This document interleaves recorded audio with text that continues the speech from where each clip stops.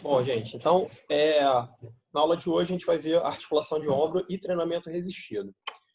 Então, primeiramente, eu venho aqui com o nosso ilustríssimo Ernest Codman. Ernest Codman foi um grande cirurgião americano e que estudou muito o ombro, contribuiu muito para a ciência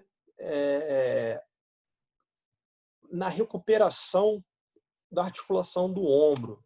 Então, além de médico, pesquisador da articulação do ombro, ele parece que era um poeta também. Ele gostava de escrever algumas frases lá.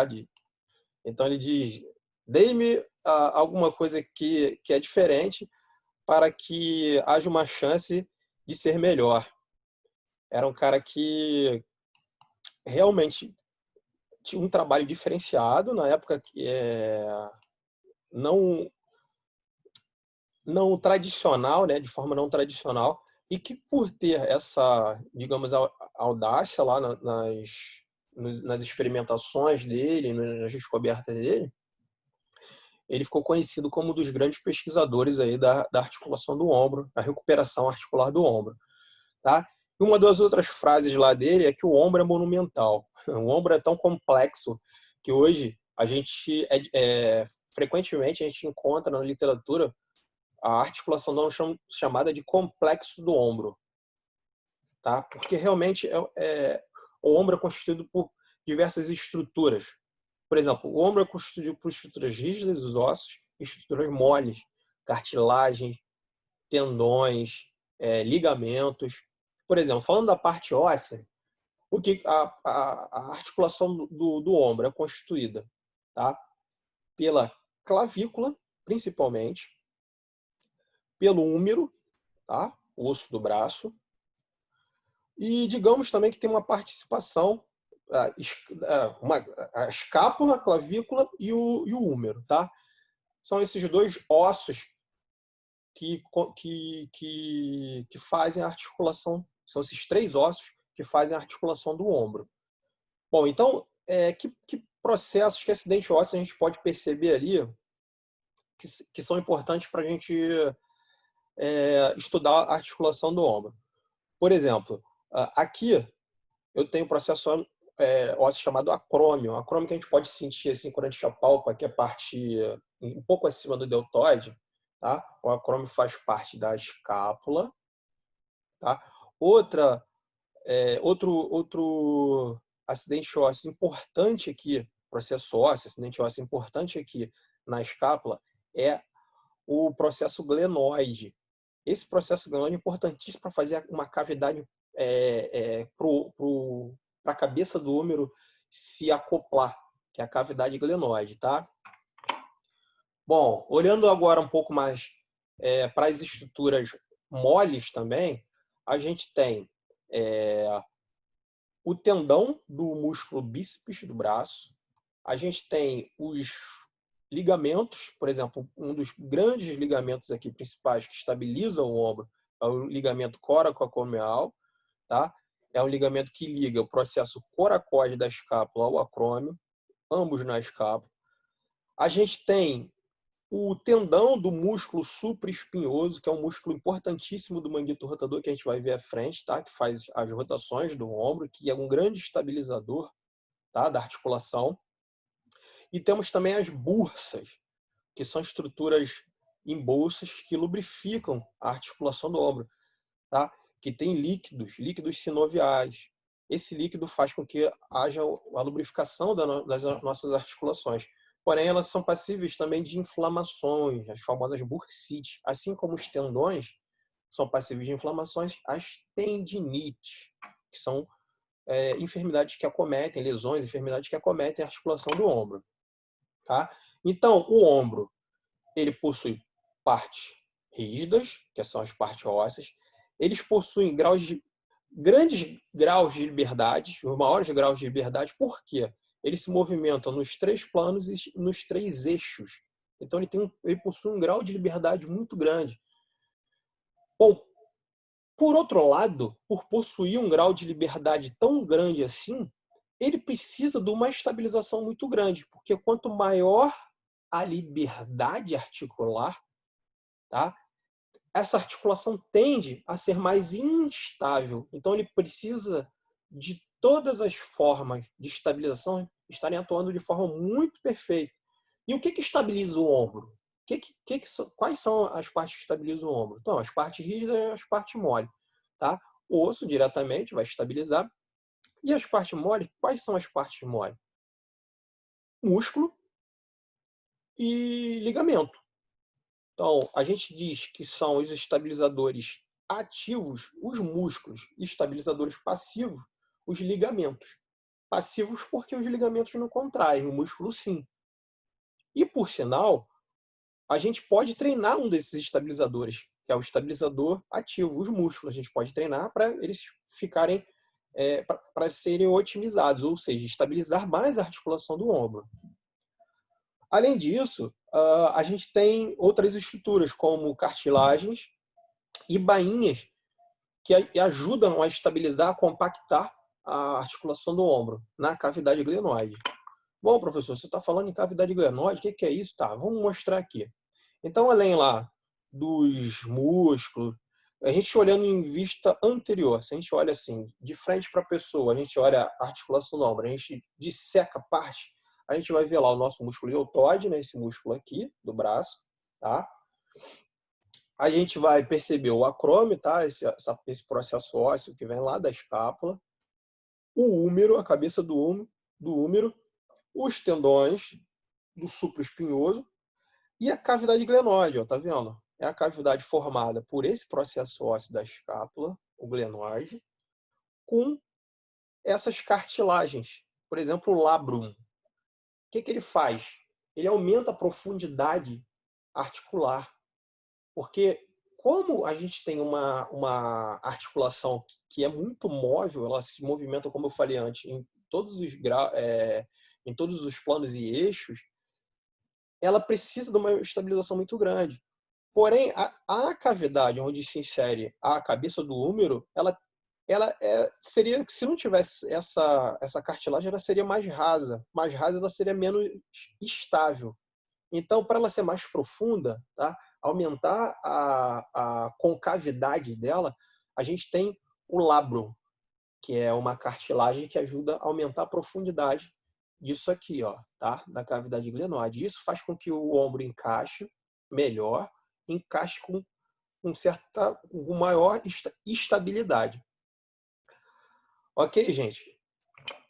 Tá. Um outro grande estabilizador, uma outra grande estrutura que estabiliza o ombro, tá? É a cápsula articular, é a cápsula do ombro. Tá vendo assim, aqui, ó, como se fosse uma membrana de cartilaginosa, tá? Que envolve toda a articulação do ombro, tá? Todo o úmero e as estruturas que estão passando lá por dentro, o tendão do supraespinhoso, o tendão do bíceps.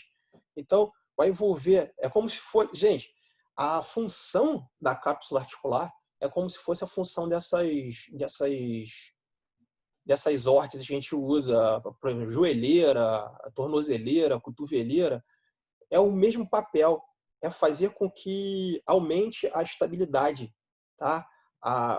Compacte ali a articulação para que haja maior estabilidade articulares. É o mesmo papel aí da cápsula articular, o papel da joelheira, da cotoveleira, da tornozeleira, tá? Além disso, a gente tem diversos ligamentos que estabilizam a articulação do ombro. O ligamento coraco-clavicular, que vai do processo coracoide até a clavícula, processo coracoide da escápula, tá? Os ligamentos acrômio-claviculares, que vai do processo do acrômio da escápula até a clavícula, que impedem, então, isso é uma articulação que impede, então, que o ombro se desloque, subluxe, nessa perspectiva aqui, superior. Nós temos o ligamento coraco-humeral, que vai do húmero, tá? Do osso do braço lá, até o processo coracoide. Isso tudo faz com que haja estabilização do ombro nessa perspectiva dos ligamentos. Bom, e temos também os estabilizadores ativos, que são os músculos. E quais são esses músculos? Quando a gente fala de ombro, a gente tem que falar também de cintura escapular, né? Então, são os músculos que participam dos movimentos do braço, participam da movimentação articular do ombro. Por exemplo, a gente tem os músculos escápulos humerais, que vão da escápula até o húmero, que são os músculos do manguito rotador, que faz as rotações do ombro, tá? Os deltoides, os redondos, o bíceps e o tríceps, tá? Que tem a cadeia longa, tá? Que são músculos biarticulados. Eles tanto fazem, agem no cotovelo, como também agem no ombro, tá? Os escápulos torácicos são os trapézios, romboides, serrátil, os tronco-humerais, que são peitoral, que ligam o tronco ao húmero, tá? Que são o peitoral e o latíssimo do dorso, o grande dorsal. Bom, então são eles. A gente tem, no manguito rotador, os músculos que fazem a rotação externa, tá? Então vai da linha medial para fora, da linha medial para fora é a rotação externa, que são músculos do supraespinhoso. Quando a gente olha, isso aqui é uma vista posterior, tá? Vista posterior. Quando a gente estivesse olhando o ombro, uma pessoa de costa pra gente. O ombro direito, então. Então a gente tem o supraespinhoso ou supraespinhal, o ínfraespinhoso e o redondo menor. Esses músculos fazem a rotação externa do ombro. E o músculo que faz a rotação interna é o músculo subescapular. É o músculo que está ali abaixo do peitoral. Inclusive, o peitoral também ajuda nesse movimento de rotação interna. Então, esses três fazem a rotação externa e esse aqui faz a rotação interna. Bom, professor, por que você está chamando a atenção para esses músculos? Os músculos do manguito rotador são músculos importantíssimos para a estabilização do ombro. São os maiores estabilizadores do ombro. E esses músculos, para você ter uma congruência articular, você ter um bom sincronismo articular, ou seja, os movimentos do seu ombro funcionando perfeitamente e a articulação do ombro estável, nós temos que ter esses músculos com as ações e a estrutura preservadas. Ok? Bom, dor no ombro. Dor no ombro é sinal de diversas possibilidades de lesão, de acometimentos. Por exemplo, as lesões mais comuns são as tendinites, bursites e as luxações. Tendinite é a inflamação no tendão, bursite nas bursas, e luxação é quando a gente perde o contato articular. Então, por exemplo, quando a cabeça do meu ombro ele perde o contato total com a minha atividade glenoide, eu tenho uma luxação. Quando ele perde parcialmente e retorna, ou parcialmente, eu chamo de subluxação. Então, luxação, gente, o que muita gente acha que é uma... luxou, que ele teve uma pequena pancada, uma fissura. Não, isso não é uma luxação, é uma fissura ou um trauma. Luxação é perda de contato articular. É muito comum no ombro, meu ombro saiu do lugar. O ombro saiu do lugar é sinal que você fez uma luxação no ombro, tá? Ou então ele saiu do lugar e voltou, fez uma subluxação. Causas: problemas no sincronismo articular, sincronismo dos músculos. Por exemplo, se eu tenho antagonistas muito fortes e agonistas muito fortes e antagonistas fracos, eu posso ter um desequilíbrio do sincronismo articular. Me dê um exemplo, professor. As pessoas que treinam muito peitoral e deixam de treinar músculos das costas. As pessoas que têm rotadores internos, como peitoral e subescapular, muito fortes, comparados aos externos. Você perde o sincronismo articular. Isso pode causar essas lesões. Lesão por esforço repetitivo, nadadores, remadores, atletas de vôlei, pessoas comuns que não são comuns e não atletas, né? Dentistas, por exemplo, tem muita lesão por força repetitiva e ombro, que ficam fazendo um determinado esforço com diversas repetições por muito tempo. Envelhecimento, a gente tem um processo de osteopenia, processo de artrose pronunciado, a gente pode ter também esse tipo de lesão. E causas posturais, desvios posturais. Por exemplo, um quadro de hipercifose torácica, ele pode ter uma protração do ombro e isso pode atrapalhar o sincronismo articular, a congruência articular. E tem os traumas, os tipos de traumas diretos, né, no ombro, podem ocasionar também essa dor. E esses problemas eles podem ser graduais também. Ao longo do tempo, eles vão se tornando mais crônicos, tá? Recomendações, gente. De forma geral, o plano sagital, tá? Plano sagital, esse plano aqui, ó.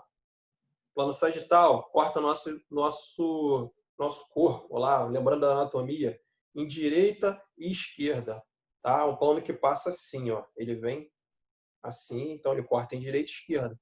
Então, o movimento é sempre paralelo ao plano. Se eu digo que o movimento é feito no plano sagital, ele é feito assim, ó, paralelo ao plano. Então, as flexões e extensões, principalmente, são feitas no plano sagital. O plano sagital é um dos planos mais seguros para o ombro, tá?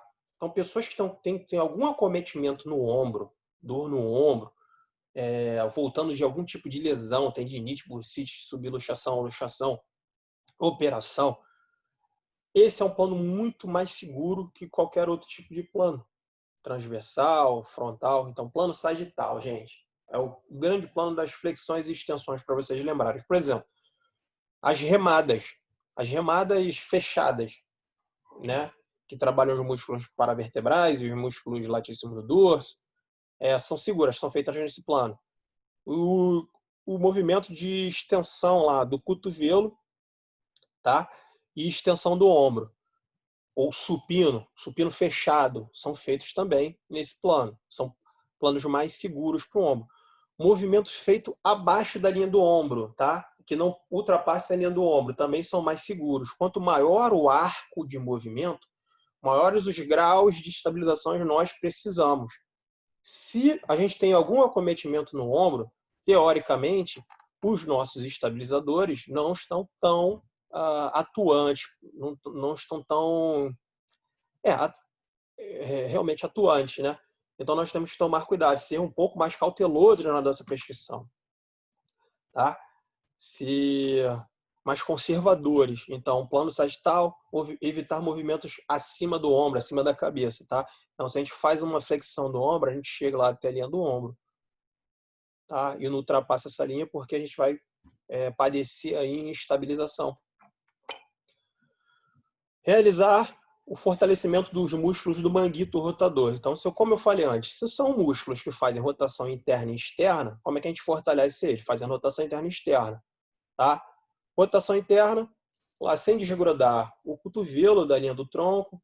Então, a gente faz as rotações internas e externas. Gente, uma coisa importante. O que eu falei para vocês? Os músculos do manguito rotador são músculos que fazem a estabilização ativa do ombro. Aí a pessoa tem algum problema e chega lá na musculação, ele passou por fisioterapia, tal, ele foi liberado para fazer musculação. Aí quando chega na musculação, a primeira coisa que o professor passa é rotação interna e externa, porque ele precisa fortalecer o ombro no início, para aquecer. Uau! Como é que você vai passar um exercício de início desses músculos estabilizadores, se eles são os músculos que têm que estar atuantes, não podem estar fadigados para fazer todos os outros exercícios, porque eles estabilizam a articulação do ombro? Então, esses músculos, o exercício para esses músculos devem ser feitos ao final do programa, ao término do programa. Por quê? Aí sim eu posso dar um componente de fadiga nesses músculos e eles não vão precisar atuar em todos os outros exercícios de remada, de supino, tão bem assim para estabilizar, porque eu estou priorizando ele no final, ok? Então, sempre ao final do treino dos músculos de rotação, os exercícios de rotação interna e externa de ombro, fortalecimento do manguito rotador. Lembra, não sei se vocês já devem ter reparado na academia, alguém que tem algum tipo de acometimento no ombro, que começa a fazer deixa o braço, pega um halter, né, e começa a fazer uns movimentos pendulares. Gente, esses movimentos chamam movimentos pendulares de Codman, daquele pesquisador lá americano que eu mostrei do início do século. Então, esses movimentos são passivos. Esses movimentos são para vocês liberarem o espaço que você tem entre a cabeça do húmero e o acrômio. É para você, por exemplo, descomprimir aquela bursa que a gente viu subacromial e também o tendão do supraespinhoso. Então, se a gente pega um halter e faz ativamente, os músculos, por exemplo, o deltoide, outros músculos estão ativos, a gente não vai abrir esse espaço, tá? A gente não vai descomprimir esses estruturas que estão no meio. Então, é passivo. Se possível, o professor guiando o braço dessa pessoa nesses movimentos pendulares, ou a própria pessoa balançando o tronco e o braço, então, passivamente, a articulação do ombro vai fazer esses movimentos pendulares. É bem efetivo esse tipo de movimento, mas só que tem que ser feito de maneira passiva, tá? É uma forma muito errada que a gente vê também nos salões aí de musculação da vida. Bom, finalizando aqui, a gente vai falar um pouco da nossa NPC. Essa semana, essa aula não tem atividade, porque eu vou deixar para vocês se concentrarem na tarefa da nossa MPC. A nossa MPC ela vai ter que ser entregue até o dia 29/6, até o final desse mês, às 23h59, hora de Brasília. Vai ter que ser feita uma mini revisão, tá? É um grupo de até 7 pessoas, pode ser feito individual. Como é que funciona a mini revisão? Para eu fazer uma revisão de literatura, eu preciso de artigos para realizar, para poder elaborar essa minha revisão. Então, eu cobro aqui no mínimo de 6 artigos e no máximo de 10 artigos, usados como referência, tá? Se possível, gente, quem puder e quem tiver a possibilidade de pegar artigos em inglês e atuais, ou seja, dos 5 anos, de 5 anos para cá, não, de 2015 para cá, é mais aconselhado que vocês vão ter uma informação mais robusta e uma informação mais atual.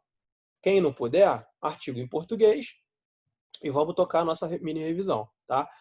No mínimo 3 páginas de Word lá no Word e no máximo 5 páginas. Não posso passar disso, não pode ser menos que isso. Essa é uma faixa onde eu posso fazer um trabalho com esses requisitos aqui da NPC.